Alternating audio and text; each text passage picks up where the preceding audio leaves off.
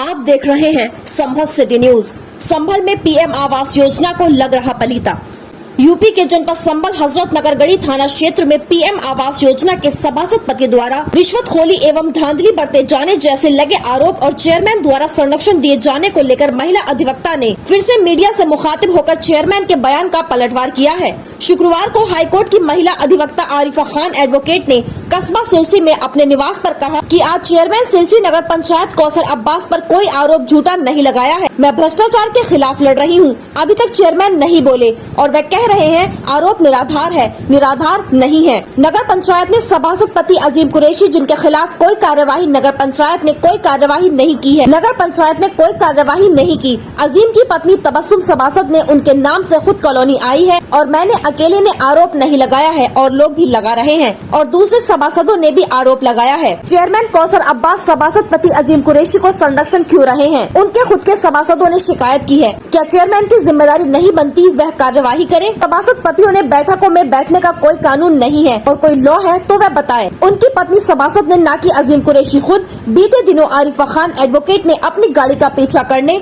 और जैसे आरोप लगाते हुए अधिकारियों से शिकायत कर कार्यवाही करने की मांग की है। पत्र में महिला अधिवक्ता ने चेयरमैन कौसर अब्बास तथा सभासद पति अजीम कुरैशी तथा वकार एडवोकेट आदि पर गंभीर आरोप लगाते हुए जान का खतरा बताया है। इसके बाद चेयरमैन कौसर अब्बास ने आरोपों को निराधार बताया तो महिला अधिवक्ता ने कहा कि आरोप निराधार नहीं सही है और चेयरमैन कौसर अब्बास संरक्षण दे रहे हैं। फिर क्या वजह है कि अब तक एक्शन नहीं लिया गया? पीएम आवासों का वेरिफिकेशन नगर पंचायत की रिपोर्ट के आधार पर हुआ है। जिम्मेदारी चेयरमैन की बनती है। प्रधानमंत्री नरेंद्र मोदी जी एवं मुख्यमंत्री योगी आदित्यनाथ जी सभी को पीएम आवास योजना का लाभ दे रहे हैं, लेकिन सिरसी में इस तरह धांधली बरतना और रुपये लिए जाना योजना को पलीता लगाना है।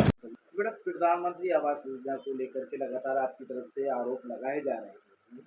ये कहा जा रहा है कि ये एक आप बदनाम कर रही हैं चेयरमैन कौसर अब्बास साहब। क्या प्रकरण इस पे जरा बताइए।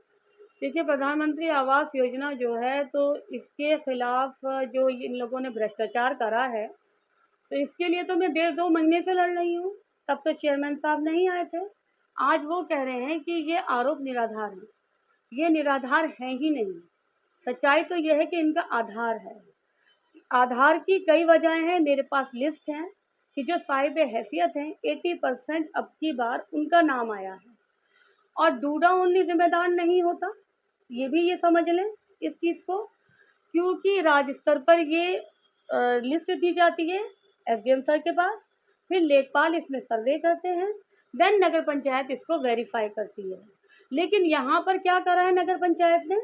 नगर पंचायत ने सभासद पति जो अजीम कुरैशी हैं, जिनके खिलाफ अभी तक मैं नहीं जानती हूँ कि कोई कार्यवाही हुई या नहीं हुई, उन्होंने लोगों से 5,000 और 10,000 रुपये लिए। उनके स्कूल में केजीएन स्कूल है वो सभासद के पति हैं, पहली बात। दूसरी बात, उनकी पत्नी तबस्सुम की खुद की कॉलोनी आई हुई है, जबकि वो वार्ड नंबर 4 की सदस्य है, सभासद है वो। और वार्ड नंबर 10 की भी जो सभासद है उनकी कॉलोनी आई हुई है।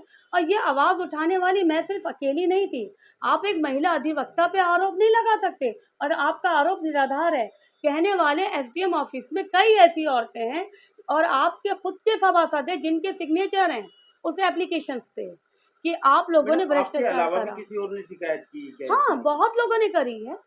इतने मतलब लेडीज भी वहाँ थी और सभासद, इनके खुद के सभासद।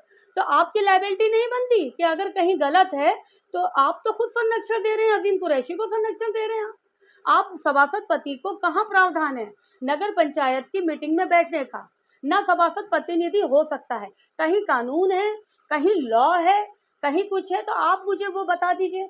वसीम चेयरमैन जब थे लास्ट टाइम, मुझे याद है आपने इसके खिलाफ आवाज़ उठाई थी कि सभासद पति को किसी भी तरह का अधिकार नहीं है नगर पंचायत की मीटिंग में शामिल होने का। अच्छा, आप ये कह रहे हैं कि सभासद पति उसमें शामिल हो सकता है, या आप कह रहे हैं कि सभासद पति को जो है मेरे द्वारा फंसाया जा रहा है?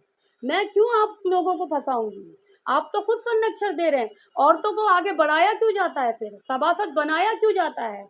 उनके पतियों को अगर काम करना है तो वो क्यों खड़ी होती है फिर सभासद में, अगर उनके पतियों ने ही आगे बढ़ना है? आप तो सरकार की छवि खराब कर रहे हैं। आप माननीय योगी आदित्यनाथ की छवि खराब कर रहे हैं। आप माननीय पीएम की छवि खराब कर रहे हैं। ये योजना उनके द्वारा चलाई गई है गरीबों के लिए। ना कि मेरे और आपके लिए, क्योंकि हम साहिब हैसियत हैं, हमें ज़रूरत नहीं है, हम लोगों को ज़रूरत नहीं है इन सब चीज़ों की। आप उन लोगों को क्यों दिला रहे हैं? जो बात रहे 2019 से रो रहे हैं। मैं आपको रिकॉर्ड दिखाऊं? मैडम, क्या आप उनके परिवार की हैं? क्या आपका कोई आपस में कोई विवाद चल रहा है? देखिए, मैं उनके परिवार की नहीं हूँ, मैं तौसीफ अहमद के परिवार की हूँ। उनकी अपनी राजनीतिक पृष्ठभूमि रही, ईमानदारी से रही, उसी ज़मीन पे आप चल रहे हैं, लेकिन आप बेईमानी से चल रहे हैं। आप बेईमानी से खेती कर रहे हैं, आप बेईमानी करेंगे तो मैं बेईमानी के खिलाफ बोलूँगी, और मैं हर उस मुद्दे पे बोलूँगी जो गलत होगा, चाहे उसमें कोई भी शामिल मेरे घर का अपना सदस्य ही क्यों ना हो, मेरा भाई क्यों ना हो, मेरा शौहर क्यों ना हो। अगर कहीं कोई बेईमानी करता है तो मैं उसके खिलाफ आवाज़ उठाऊंगी। आप मेरी आवाज़ नहीं बंद कर आरोप सकते। लगाए थे कि जान का खतरा वगैरह है, क्या है, क्या सच्चाई है? जी, वीडियो बनाई गई है, मेरी कार की रेकी की गई है, और चौकी सिरसी प्रभारी जो हैं चौकी के इंचार्ज, उनकी चौकी के ठीक सामने, और उसका वीडियो फुटेज मेरे पास है।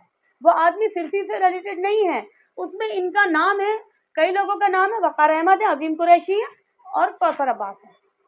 अब इन लोगों की गले की मैं हड्डी बन चुकी हूँ, क्योंकि इन लोगों से, हलकों से, अगर मैं कहूँ तो लाखों रुपया खिंच गया। क्यों? क्योंकि इनका कहना यह था 5,000 कच्चे मकान जिसके हैं वो हमें दे जाएं, और 10,000 वो दे जाएं जिनके पक्के मकान हैं। पक्के मकान का मतलब आप समझ रहे हैं, जो साहिब हैसियत है, मतलब जिनको ज़रूरी नहीं है, लेकिन फिर भी वो इस पे ले रहे हैं। और उनके घरों पे जो कॉलोनी आई हुई है, अगर आप मेरी बात का विश्वास करें, मेरे पास लिस्ट है, मेरे पास एविडेंस है, मैं बिना आधार के बात नहीं करती, आधार है तभी बात कर रही हूँ। उनके घरों की 3-3, 4-4 कॉलोनियाँ आई हुई हैं नाम बदल के, कभी किसी की वाइफ का, कभी किसी के हस्बैंड का, कभी किसी के लड़के का, एक-एक घर की 3-3, 4-4 कॉलोनी।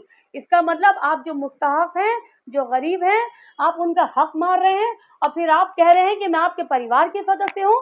मैं बेईमानों के परिवार की सदस्य नहीं हूँ, मैं तौसीफ अहमद की बहू हूँ, जो बहुत ईमानदार थे, और उन्हीं के उसूलों पे मैं चलती हूँ। और आप छवि खराब कर रहे हो। छवि खराब करने का मसला एक यही नहीं है, मसला एक और है। सिरसी हमेशा भाईचारे का, हमेशा मान रखा सिरसी ने, यहाँ बहुत भाईचारा रहा है। आपने हुसैनी चौक मैटर में क्या किया? अच्छा, हुसैनी चौक मैटर में आपने जो भी किया है वहाँ पर, आप उसका स्पष्टीकरण क्यों नहीं देते हैं, जबकि मैं आरटीआई डाल चुकी हूँ? आप उसका स्पष्टीकरण दें। अगर उसमें प्रस्ताव पारित हुआ है तो तमाम आपके जो मेंबरान हैं उनका आप लेटर पेश करें। मैं इसकी आरटीआई भी डाल चुकी हूँ। और एक चीज़ और है, 3 साल रहने का प्रावधान है किसी भी कर्मचारी को, कहीं भी, किधर भी, किसी भी डिपार्टमेंट में। 14 ईयर हो गया है रईस अहमद को साहब, उनके खिलाफ भी मैंने जो है तो आरटीआई डाली है। तीसरा चेयरमैनी का वो दौर देख रहे हैं, वो क्यों है वहाँ पर? आप सबको संरक्षण दे रहे हैं जो भ्रष्टाचार से संबंधित है, और आप ये कह रहे हैं कि मैं निराधार हूँ। इसका मतलब मेरे पास कोई तो आधार है, और कहिए तो मैं आपको आधार पेश कर दूं। मेरे पास पेन ड्राइव्स हैं, उनके अंदर पूरा आधार है। मेरे पास लोगों के, औरों के, जितने आपके सभासद हैं उनके दिए हुए साइन का पूरा पत्र मेरे पास है, जो गया एसडीएम साहब के पास और डीएम साहब के पास। आपके लेखपाल ने इससे पहले भी सर्वे किया। अगर आप लोग रिकॉर्डिंग को मानते हैं, गवर्नमेंट मानती है अगर, तो मेरे पास वो भी है, मेरे पास वीडियोस भी हैं, तो मेरे पास संभल से खलील मलिक की खास रिपोर्ट। संभल जिले की हर छोटी बड़ी खबरों से जुड़े रहिए संभल सिटी न्यूज पर हमारे साथ। आपको हमारा ये वीडियो पसंद आया हो तो वीडियो को लाइक करें, संभल सिटी न्यूज को सब्सक्राइब करें और फेसबुक को फॉलो करें।